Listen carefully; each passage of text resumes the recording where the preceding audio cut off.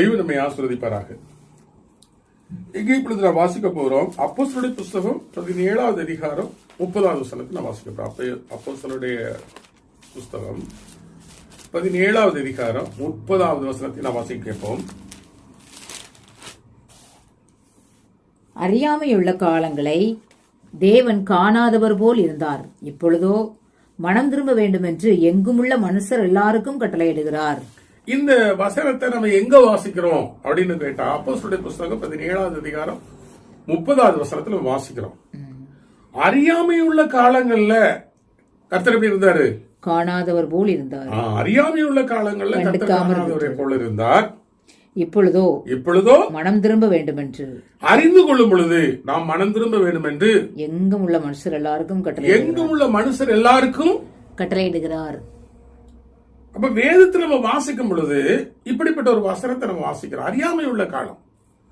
அறியாமை உள்ள காலத்துல என்ன செய்யறோம்? கர்த்தர் அவரோடு பேசியிருக்கிறார், இவரோடு பேசியிருக்கிறார், என்னோடு பேசினால் என்ன, அவர் என்னோடு பேசட்டும். வேதத்தில் வாசித்து அறிந்து கொள்ளுகிற ஒரு காலம் வருகிறது. இல்ல வேதத்தை சொல்லுகிறவர் ஒருத்தர் வந்து இந்த வசனத்தை வாசிக்கும்படியாக சொல்லுகிறார் என்று சொன்னால் நம்ம என்ன செய்யணும்? அறிந்து கொள்ளுகிற ஒரு நிலைக்கு வரணும்.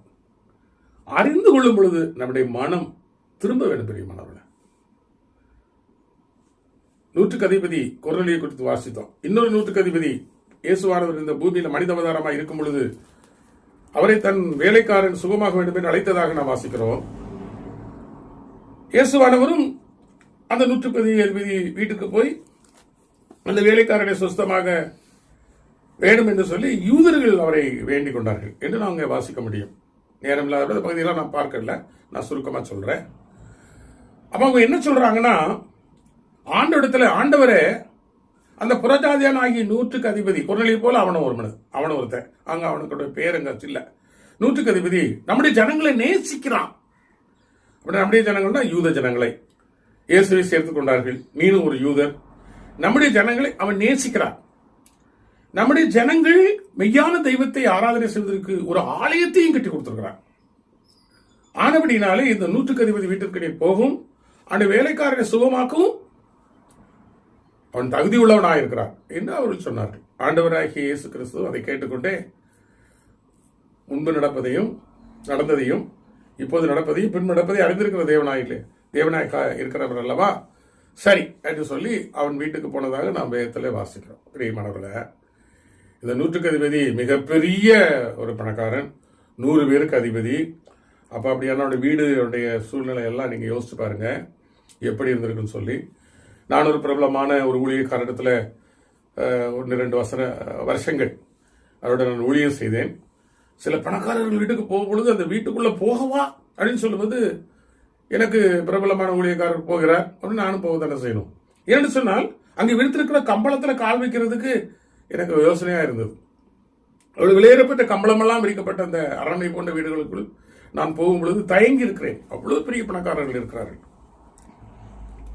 அப்படி இருக்கிற போது இந்த நூற்றுக்கு அதிபதியுடைய வீடு எப்படி இருந்திருக்கும்? கம்பளம் முதலானது விழுத்திருக்காதா? அங்க அவனுடைய அரண்மனை போன்ற அந்த வீட்டிற்குள் இயேசுவானவர் போகிறார். இந்த சூழலில் அந்த நூற்றுக்கு அதிபதி இயேசுவானவரை குறித்து மிகவும் அதிகமாக சிந்தனை செய்ய ஆரம்பித்தான். அவரை குறித்து கேள்விப்பட்ட யாவையும் யோசிக்க ஆரம்பித்தான்.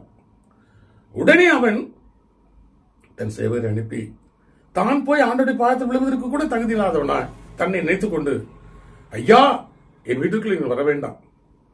உங்கள் பாதங்கள் எங்கள் வீட்டின் உள்ளே வருவதற்கு மிதிப்பதற்கு நான் தகுதி இல்லாதவன். இயேசுவானவரை தெய்வமாய் அவன் அறிந்த பொழுது எவ்வளவு மேன்மையாக அவன் உயர்த்தியாக அவன் நினைத்தான், உயர்த்தினான் என்று நாம் பயத்தில் வாசிக்கிறோம். என் வீட்டிற்கு வருவதற்கு நான் தகுதியுள்ளவன் அல்ல. நான் 100 பேருக்கு அதிபதியா இருந்தாலும் நான் ஒரு ராஜாவுக்கு கீழ்பட்டவன் தான். ஒரு ராஜாவுக்கு நான் கீழ்பட்டவனா இருந்தாலும் எனக்கு 100 போர் சேவர் இருந்தாலும் நான் தகுதியுள்ளவன் அல்ல. எனக்கு அதிகாரம் உண்டு. ஒருவனை வாய் என்று சொல்ல வருகிறான், ஒருவனை போய் என்று சொன்னால் போகிறான், உன்னை இதை செய்ய என்று சொன்னால் செய்கிறான். அவ்வளவு ஐஸ்வர்யமும் அவ்வளவு அதிகாரமும் அவ்வளவு ஆளுகையும் அவ்வளவு மேன்மை எனக்கு இருந்தாலும் எங்கள் தெய்வமாகி ஆண்டவரே இயேசுவே அப்படி என்று சொல்லக்கூடிய அளவுக்கு நீர் என் வீட்டிற்குள் வருவதற்கு நான் பாத்திரன் அல்ல என்று சொல்லி தன்னை தாழ்த்தினான். ஒருத்தனை வான் சொன்னா வாரான், ஒருத்தனை போன் சொன்னா போறான், ஒருத்தனை இதை செய்யும் சொன்னா செய்யறான். என் வார்த்தைக்கு இத்தனை வல்லமை அதிகாரம் இருக்கிறது என்று சொன்னான். தெய்வமே அவதாரமாக மனித அவதாரமாக இந்த பூமிக்கு வந்திருக்கிறே, உமக்கு எத்தனை எத்தனை எத்தனை அதிகாரம், உம்முடைய வார்த்தைக்கு எத்தனை அதிகாரம். ஐயா, என் வீட்டிற்கு வருவதற்கு நான் தகுதி உள்ளவன் அல்ல. நீ ஒரு வார்த்தை மாத்திரம் சொன்னால் போதும், என் வேலைக்காரன் சுகமாகி விடுவான் என்று சொன்னதாக நான் வேதத்தில் வாசிக்கிறேன். இயேசுவான யூதரை பார்த்து சொன்னார், உங்களில் யார் அப்படி இருக்கு? இதை போலதான் பிரியமல்ல இன்னைக்கு நம்மை பார்த்து கேட்கிறார். என்னுடைய வார்த்தைக்கு எத்தனை வல்லம் இருக்கிறது, என்னுடைய வார்த்தைக்கு எத்தனை வல்லம் இருக்கிறது. பரிசுத்த வேதத்தை உங்களுக்கு கரங்களில் நான் கொடுத்திருக்கிறேன், அவைகளில் என் வார்த்தைகள் இருக்கிறது. என் வார்த்தைகளை வாசித்து நீங்கள் ஆராய்ந்து பார்த்து ஒரு விழிப்பை நீங்கள் அடைந்து கொள்ள வேண்டாமா? தேவன் பேசிக்கொண்டே வந்தார், இப்பொழுது என்னோடு பேசுவார். நம்மளுக்கு அப்படி என்ன நூற்றுக்கதி போன்ற ஒரு அனுபவம் இருக்கிறது? நமக்கு என்ன அப்படி இந்த குறுநிலை போன்ற அனுபவம் இருக்கிறது? நமக்கு என்ன அப்படிப்பட்ட ஒரு தாழ்மை இருக்கிறது? நமக்கு என்ன அப்படிப்பட்ட ஒரு பரிசுத்தம் இருக்கிறது? உன்னை போல ஒரு அயலானை நேசி என்று சொன்னா, அந்த நூற்றுக்கதி தன்னை போல தன் வேலைக்காரனை நேசிக்கிறான். அந்த வேலைக்காரனுக்காக இயேசுவானவர் மிகவும் மிகவும் மிகவும் வல்லமையான தெய்வம் என்று சொல்லி அறிந்த மாத்திரத்தில் மன்றாடுகிறான். ஆனால் தன்னை எவ்விதமாக தாழ்த்தினான்? கொர்நேலியு எவ்விதமாக அவன் உபவாசத்தை ஜெபித்தான்? ஏழை எண்களுக்கு தான தர்மங்களை எல்லாம் செய்து தேவனுக்கு பயந்திருந்து தன்னுடைய குடும்பத்தார் அனைவரோடு கூட அவன் உபவாசத்தை ஜெபித்தார் என்று வேதத்தில் வாசிக்கிறோம். நாம் எப்படியெல்லாம் இருந்து கொண்டு ஆண்டவர் என்னோடு பேச வேண்டும் என்று விரும்புகிறோம்? யோசிக்க வேண்டும் பிரியமானவர்களே, சிந்தனை செய்து பார்க்க வேண்டும். ஆண்டவர் அவனுடைய விசுவாசத்தை பார்த்து ஆச்சரியப்பட்டார். தன்னை குறித்து அவன் அறிந்த விதமும் தன்னுடைய வார்த்தையின் வல்லமை குறித்து தெரிந்த விதமும் பார்க்கும் பொழுது அவர் மிகவும் மிகவும் அவர் ஆச்சரியப்பட்டார். அவன் சொன்னபடியே அவன் வேலைக்காரன் சுகமாகட்டும் என்று சொன்னார். வேலைக்காரன் சுகமானான் என்று நாம் வேதத்திலே வாசிக்கிறோம் அல்லவா? கர்த்தருக்குள் தாழ்மைப்படுங்கள், கர்த்தர் அப்பொழுது உயர்த்துவார் என்று வேதம் சொல்கிறது. வாசிக்கலாம் பிரியமானவர்களே, யோவான் சுவிசேஷம் 8வது அதிகாரம் 32வது வசனம். சத்தியத்தையும் அறிவீர்கள், சத்தியம் உங்களை விடுதலையாக்கும் என்றார். திரும்ப வாசிக்கலாம். சத்தியத்தை அறிவீர்கள் போட்டிருக்குதா? இல்ல, சத்தியத்தையும் அறிவீர்கள், சத்தியத்தையும் அறிவீர்கள், சத்தியம் உங்களை விடுதலையாக்கும் என்றார். சத்தியம் உங்களை விடுதலையாக்கும் என்று இயேசு சொன்னார். இயேசுவை நாம் அறிந்திருக்கிறோம், சத்தியத்தையும் அறிய வேண்டும்.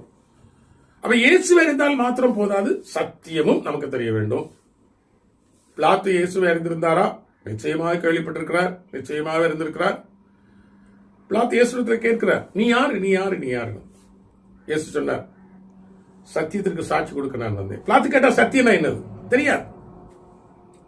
பிலாத்துக்கு சத்தியம் எல்லாம் சொல்லி கொடுத்தார். அது ஒரு சாப்டர் பிரியமானவர்கள. நம்முடைய தெய்வமானவர் இயேசுவானவர் அவர் தன்னுடைய வாயினாலே சொன்ன இந்த வார்த்தையை நாம் வாசிக்கிறோமே, எங்கே வாசிக்கிறோம் பிரியமானவர்கள? எங்கே வாசிக்கிறோம்? உலகத்தில் எத்தனையோ விதமான புத்தகங்கள் இருக்கிறது, எத்தனை விதமான படிப்புகள், பதவிகள், பட்டங்கள் இப்படிலாம் நாம் அறிந்திருக்கிறோம். பரிசுத்த வேதாகம் என்னும் புத்தகத்தில் எழுதியிருக்கிறது. இயேசுவானவர் சொல்கிறார், என்னை அறிந்தால் மாத்திரம் போதாது, சத்தியத்தையும் அறிவீர்கள், சத்தியம் உங்களை விடுதலையாக்கும் அப்படின்னு போடுது. சத்தியத்தை அறியும் பொழுது சத்தியத்துக்கு நாம் கீழ்ப்பட வேண்டும் பிரியமானவர்களே. அந்த சத்தியம் நமக்கு வெளிச்சமாய் வெளிப்பட்டு வேத அறிவை நமக்கு தந்து அது நமக்கு விடுதலையை தரும் என்று வேதம் சொல்லும் பொழுது அதை நாம் வாசித்து தியானிக்க வேண்டும் பிரியமானவர்களே. ஓசியா தீர்க்கதரிசியின் புத்தகத்தை எடுத்துக்கொள்வோம். 4வது அதிகாரம் 6வது வசனத்தில் என்ன எழுதப்பட்டிருக்கிறது நான் வாசிப்போம். ஓசியா தீர்க்கதரிசியின் புத்தகம் 4வது அதிகாரம் 6வது வசனம்.